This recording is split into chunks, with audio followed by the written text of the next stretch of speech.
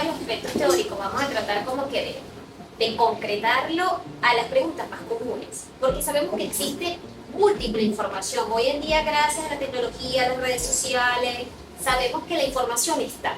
El punto es cómo digiero la información, ¿sabes? Cómo me llega, cómo entonces voy a empezar a...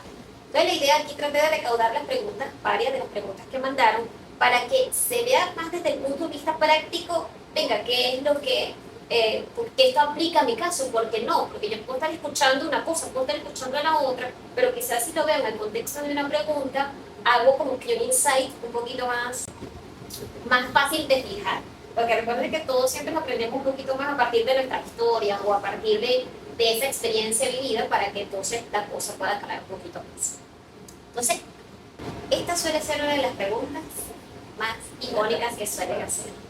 Doctora, pero, se habla demasiado de la dieta, pero ¿por qué hay casos de niños, niñas, adolescentes que tienen 1 año, 2, media hora, o sea, 3 meses haciendo la dieta y ellos no ven ninguna secuela? Y por eso también, porque existen médicos que dicen que la dieta no funciona.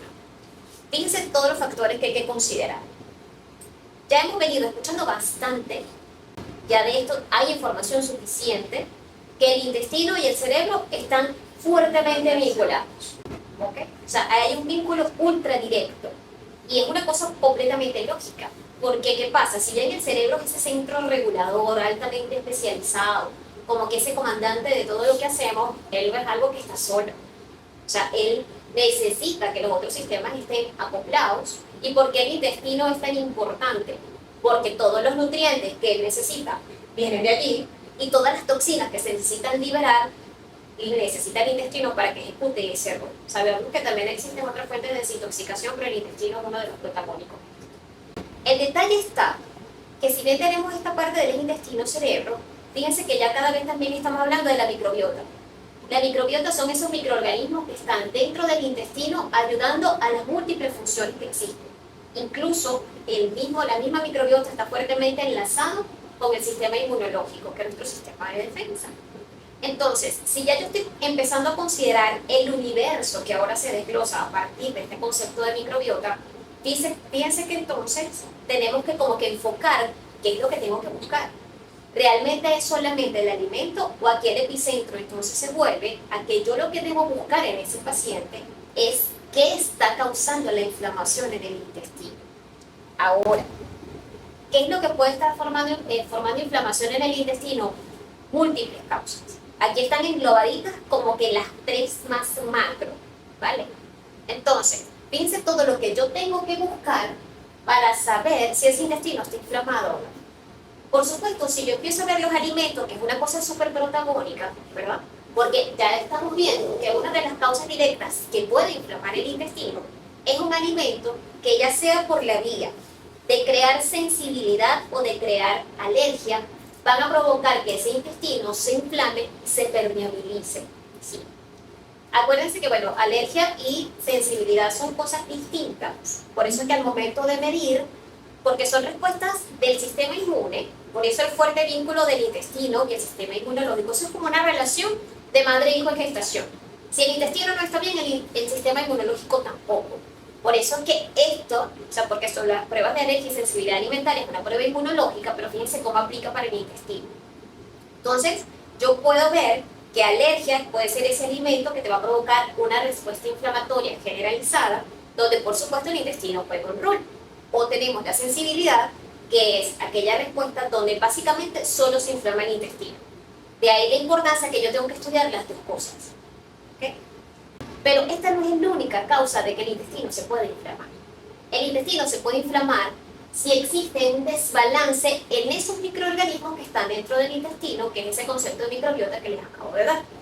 Si la microbiota, que se clasifica en una benéfica, en una comensal, y por supuesto la que nos hace daño, que le damos la denominación de patógena para que se vayan familiarizando un poco con la terminología, porque para los médicos a veces es muy fácil, uno empieza a hablar en su idioma, pero usted, patógena, ¿qué es eso? Por favor, aquí te traduzca. Y patógena quiere decir eso, que hace daño.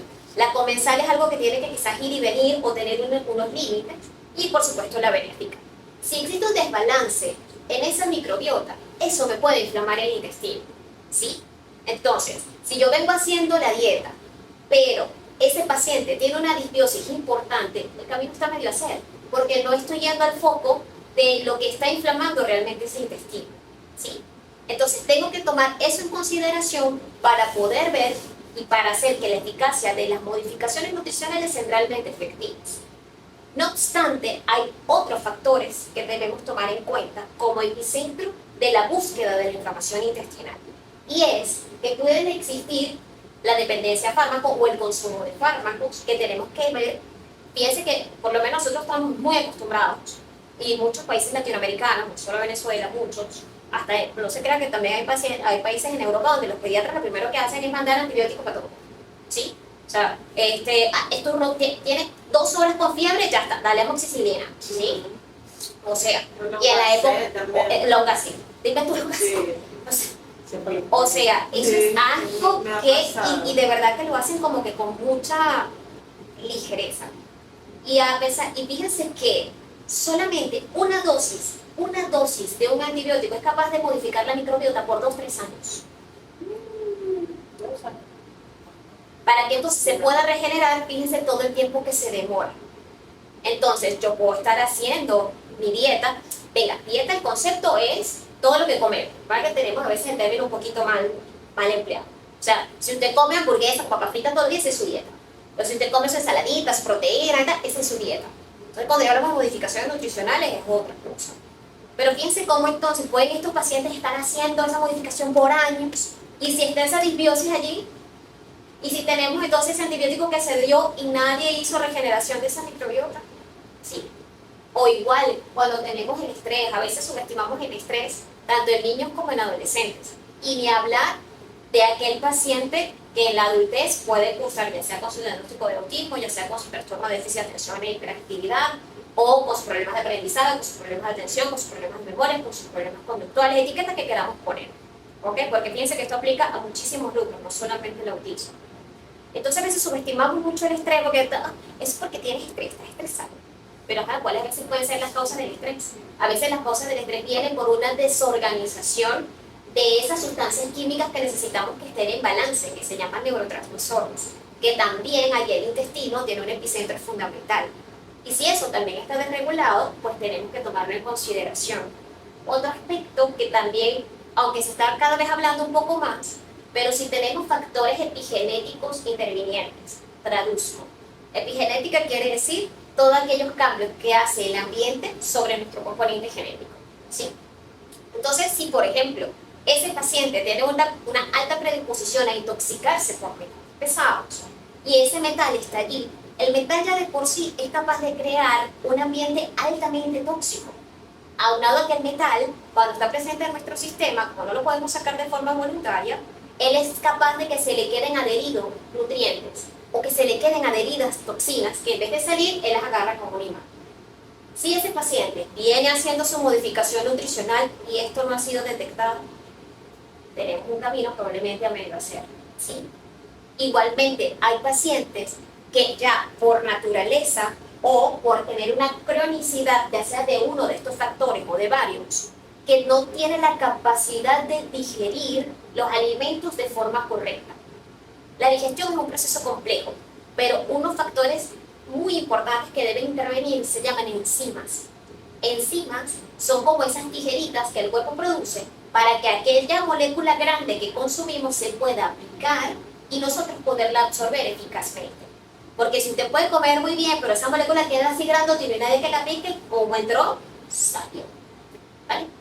Entonces necesitamos que las enzimas estén acordes, que estén bien, que estén en buen funcionamiento, pero si esa persona o ese niño, esa niña, ese adolescente, ese adulto tiene una deficiencia enzimática que no ha sido detectada, puede estar haciendo la modificación nutricional, pero si esa persona no tiene todas las herramientas para disgregar ese alimento, no está absorbiendo.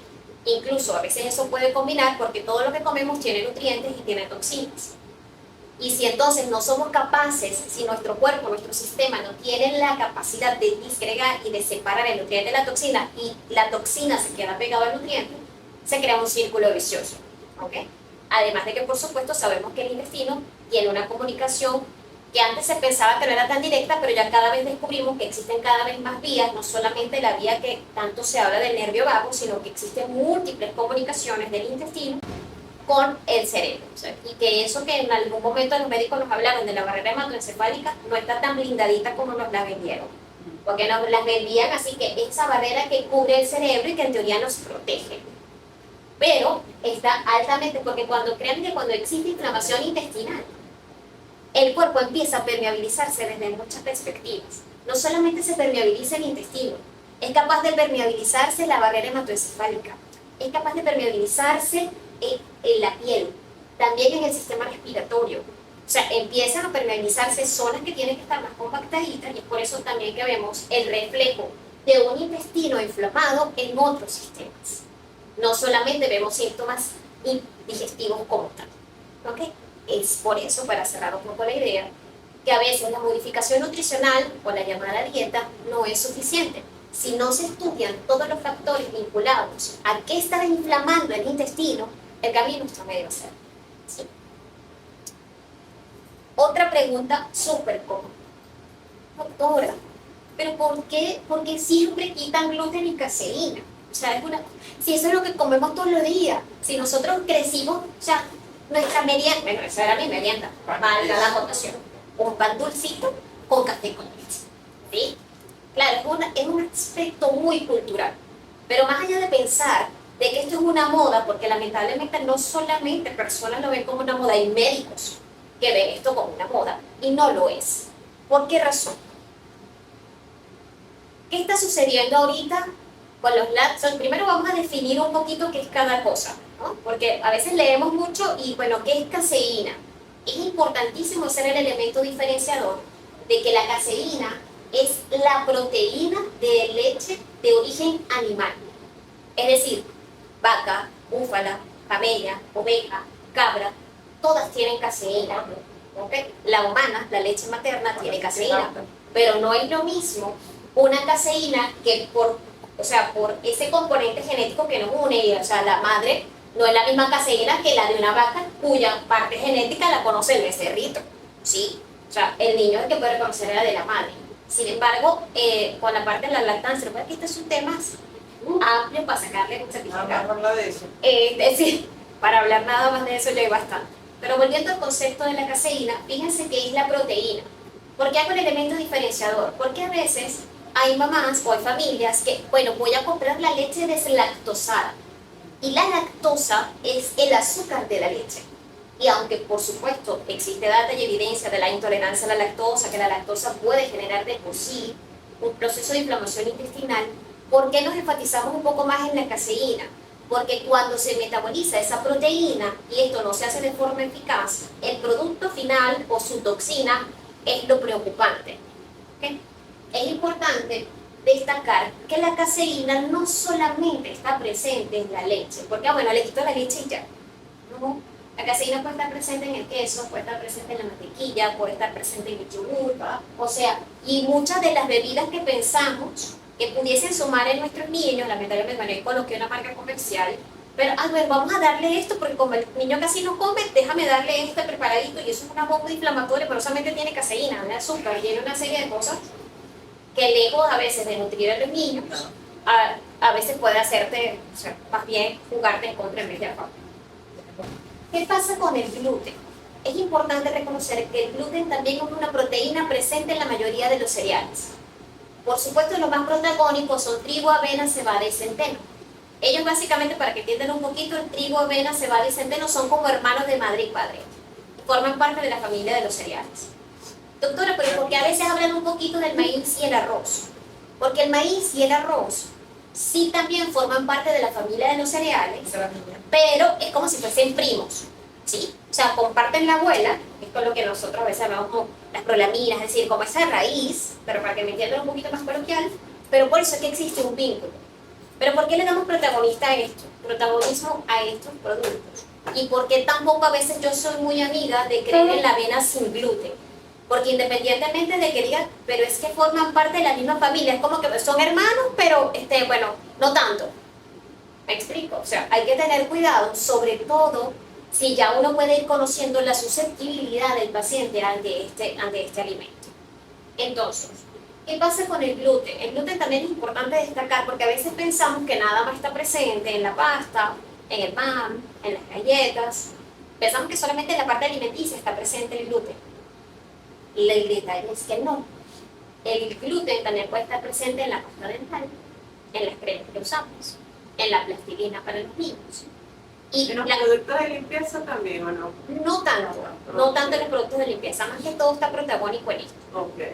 Entonces, en cosméticos. Entonces, vengo haciendo la modificación nutricional, vengo haciendo las terapias y a veces es un mundo de detalles.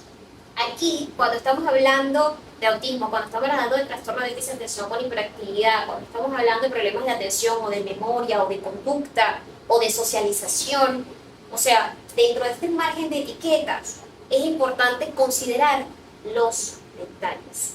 Porque créanme que en un producto, o sea, yo he tenido nada más que sí, vitaminas, o las que, o sea, muchas de las que le viven dando a los niños, que tienen trazas de gluten, y si ese paciente tiene el intestino así, de permeable, y además es altamente sensible o alérgico, susceptible, nada más por allí ya se me toma tratamiento. Tengo niños que se me han regresado solamente por ese detalle. De ahí la importancia de los productos que se usen al momento del tratamiento, para a veces lograr mayor eficacia. ¿Vale? ¿Qué pasa? Si sabemos entonces que estas proteínas son altamente, ¿por qué, doctora? ¿Por qué son como que tan tóxicas? ¿Por qué se habla tan mal de ellas? Porque, fíjense, el trigo que estamos consumiendo en la actualidad no es el mismo de hace 40, 50 años. Porque casi siempre las abuelas vienen y te dicen, doctora, pero es que si yo, o sea, nosotros comíamos bastante, esas son cosas de ahora, esas son muchachadas. Mi abuela me dice, o sea, ahora tanto protocolo. Si tú creciste comiendo pancito dulce con café con leche. Eso no hacía nada, sí, es verdad. El detalle es que yo siempre le digo a las abuelitas, perfecto, lo que pasa es que el trigo, mi amor, que tú comías, no es el mismo que estamos comiendo ahora. Ese es el detalle. Casi nada. Antes, el trigo que comían nuestras abuelitas, o nosotros muy chiquiticos, era aquella espiga alargada, aquella cosa hermosa, que eran unas espigas bien alargaditas. ¿Sí? El detalle es que el hombre intervino y hizo una modificación genética del trigo. ¿Para qué? Para poder tener una cosecha más rápida. Entonces lo modificó genéticamente y dentro de la modificación genética que se le hizo al trigo, ya el humano, porque eso era en efecto un producto de la naturaleza, pero al hombre transformarlo, el cuerpo ya no tiene las enzimas para digerirlo. Ya el cuerpo no lo identifica y dice, ¿qué es esto? ¿Qué me está metiendo aquí? ¿Cómo disgrego yo esto? Es por eso que entonces el gluten no solamente, claro, ahorita porque estamos hablando de estas etiquetas que acabo de mencionar, o sea, pero fíjense que esta es la razón por la cual el gluten se está hablando en muchos grupos. Por eso que cada vez hay más personas, no solamente celíacas, cada vez salen más sensibles al gluten sin ser celíacos. O que el mismo paciente empieza a darse cuenta que su vida cambia cuando se quita el gluten, aunque ningún estudio le diga nada. Porque obviamente cuando el cuerpo no identifica algo que entra al intestino, el sistema de defensa actúa contrarrestando. O sea, esto es un agente invasor, me inflamo. O sea, empiezo a desencadenar toda la vía de inflamación para poder sacarlo. Y se comienza a gestar lo que llamamos una inflamación de bajo grado. Es esa inflamación que está en casi todo, prácticamente en muchos de nuestros sistemas, intestino, hígado, riñón, pero bajito. Pero imagínense todo lo que tenemos inflamado y si hasta que eso no desaparezca, proceso de desinflamación no se da satisfactoriamente. Entonces, no es el mismo trigo. Igual, la vaca, ¿por qué también le damos más peso a la vaca? Porque la vaca, hoy en día, ese pasto con el que la alimentan, no siempre está filtrado de los pesticidas y de los herbicidas que el humano usa para que estos microorganismos no se reproduzcan. Entonces la vaca se está comiendo ese pasto lleno de cositas. Aunado a que, para que exista mayor producción de leche, a la vaca le suelen inyectar litros de hormonas para que exista más producción. Entonces una leche que viene cargada de una carga hormonal, disculpen la redundancia, de una gran carga hormonal importante, Y también esos pesticidas y esos herbicidas que están viniendo, además de que también les pueden poner antibióticos, porque, bueno, pues desinfectó, no se crean que solamente lo hacen con los niños. La vaca, ¡pum!, aquel poco antibiótico y eso nadie se lo filtra a usted. Entonces, no es lo mismo. Doctora, que la de búfala, que la de cabra, en efecto tienen un poco menos de intervención de lo que tiene la vaca hoy en día. Pero generalmente cuando estamos arrancando un tratamiento, si tenemos como una fuente de que el intestino está inflamado, porque aunque existe evidencia científica, porque ya existe evidencia científica vinculada al intestino inflamado y permeable en personas con autismo, en personas con trastorno de déficit de atención, personas con problemas de lenguaje y todo esto que hemos hablado de atención, conducta, memoria, fíjense que aunque existe evidencia científica, bueno, sabemos que todavía dicen que no, pero este es un punto súper clave porque en efecto esto está generando esos cambios, ¿vale? ¿Qué pasa entonces un poquito cuando el intestino se inflama? Fíjense todo lo que puede pasar. Y aquí más o menos para que lo vean, fíjense que esta es la configuración de un intestino sanito, cómo está una célula al lado de la otra, cómo todo va en teoría en normalidad. Cuando empezamos a tener algunas de las causas de esa inflamación y que hace que ese intestino se inflame, miren cómo empiecen a separarse y cómo entonces se abre una ventana y esa ventana o esa puerta que se está viendo me está provocando lo siguiente, que en vez de yo absorber todos los nutrientes, tengo una fuga de nutrientes y en vez de liberar todas las toxinas pueden quedarse en el sistema. Incluso hay unas que tienen una altísima selectividad para irse directo al cerebro, que es lo que pasa con la toxina del gluten y es lo que pasa con la toxina de la caseína. Justo esas toxinas tienen una altísima predilección porque, aquí está el nervio vago, ¡pum!, ¡pum!, para arriba. Y son las que muchísimas veces pueden ser quizás no responsables directas, aunque tengo casos en los que son responsables directos de muchas de las conductas atípicas que podemos observar. A veces pueden ser los causantes porque, ¿qué pasa? Esa toxina actúa como una droga literalmente hablando. Incluso, ellas cuando esa toxina se llama, en el caso de la caseína se llama casiomorfina y en el caso del gluten se llama gliadorfina. O sea, fíjense que es así como la morfina que a veces escuchamos. Es como esa droga. Y por eso, cuando llega al cerebro, actúa como tal. El cerebro tiene receptores para drogas. Y la agarra. Y es probablemente ese paciente que quiere comer ese alimento todo el tiempo. O sea, lo que quiere es comer pasta, galleta. O sea, yo tenía un paciente que lo que quería comer ya tenía como 7, 8 años. De desayunar por su cena solo tetero. Tetero de leche completa, con un cereal, con azúcar. Y no quería sino comer eso. Es aquí donde viene, por supuesto, la parte de la empatía del médico al momento de abordar el tratamiento, porque cuando existe esa selectividad extrema, oye, tú tienes que ir tratando como si fuese, yo siempre le digo a los papás, suena antipatiquísimo, pero es como un paciente adicto. Y es por eso que te lo pide, y es por eso que cuando no se lo das, el berrinche es estratosférico. Esa puede ser la razón por la cual él tenga alteraciones sensoriales. Esa puede ser la razón que hace que tenga trastornos conductuales. Esa puede ser la razón que tenga problemas de lenguaje.